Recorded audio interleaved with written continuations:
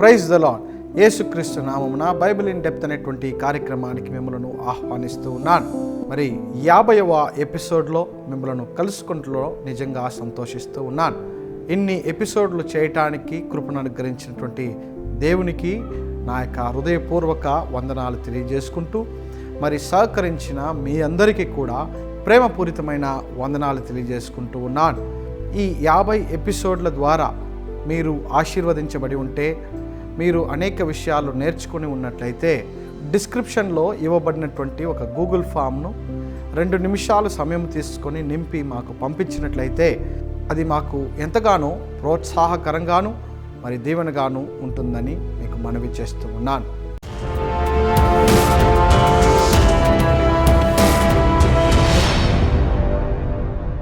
ఈరోజు బాప్తిస్ము గురించి మనము తెలుసుకోబోతున్నాం.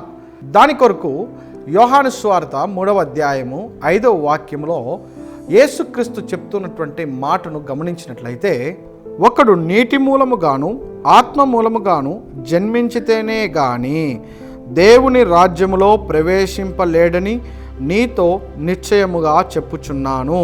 ఈ వాక్యములో యేసుక్రీస్తు నిశ్చయముగా చెప్తూ ఉన్నాను అని నీటి మూలముగా జన్మించాలి అనేటువంటి మాటను చెప్తూ ఉన్నాడు. ఒక వ్యక్తి నీటి మూలముగా నీళ్ళల్లో మునిగిన వెంటనే ఎలా జన్మిస్తాడు అనేటువంటి ప్రశ్న మనందరికీ రావచ్చు. దీని కొరకు మనము కొన్ని విషయాలను తెలుసుకున్నట్లయితే ఈ బాప్తిసము గురించి మనం పూర్తిగా అర్థము చేసుకోవచ్చు.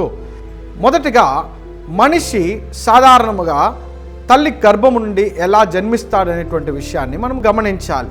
9 మాసములు ఒక బిడ్డ తల్లి గర్భములో నీళ్ళల్లో ఉంటుంది.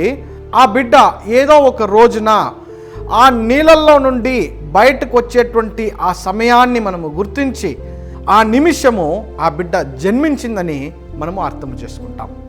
అలాగనే ఇక్కడ కూడా ఒక వ్యక్తి ఆత్మీయంగా జన్మించాలంటే ఎలాగైతే నీళ్ళ నుండి బయటకు వచ్చినప్పుడు బిడ్డ జన్మించిందో, ఇదే బాప్తిసములో వారు నీళ్ళల్లో నుండి బయటకు వచ్చినప్పుడు వారు జన్మిస్తారనేటువంటి అర్థాన్ని దేవుడు ఇక్కడ చెప్తూ ఉన్నాడు.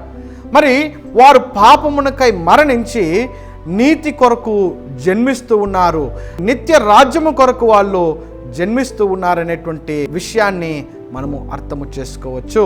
ఇంకా ఒక ఆధారాన్ని బైబిల్ నుండి మనం చూసినట్లయితే, ఆది యందు మానవుడు జననం ఎలా ఉన్నదంటే, ఈ భూమిలో ఉన్న మట్టి నుండి మానవుడు జన్మిస్తూ ఉన్నాడు. అలాగనే ఈ భూమి కూడా ఎలా పుట్టిందో ఒక్కసారి గమనించినట్లయితే, ఆదికాండము 1వ అధ్యాయము 2వ వాక్యములో నీళ్ళల్లో ఈ భూమి ఉన్నట్లుగా మనం అక్కడ గమనిస్తూ ఉన్నాం.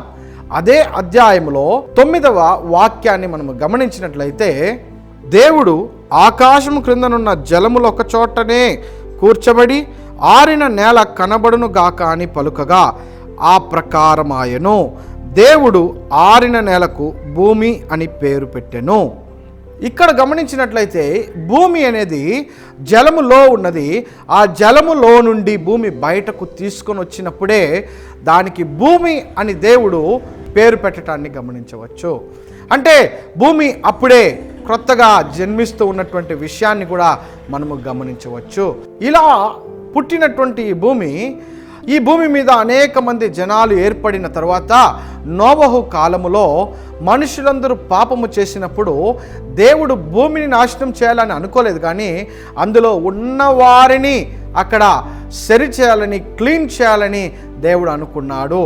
దానికి కూడా దేవుడు దేన్ని ఉపయోగించాడంటే, మరలా నీళ్లను, ఆకాశములో ఉన్నటువంటి తూములను విప్పి నీళ్లను ఈ భూమి మీద కుమ్మరించి మరలా భూమిని నీళ్లతో నింపివేశాడు.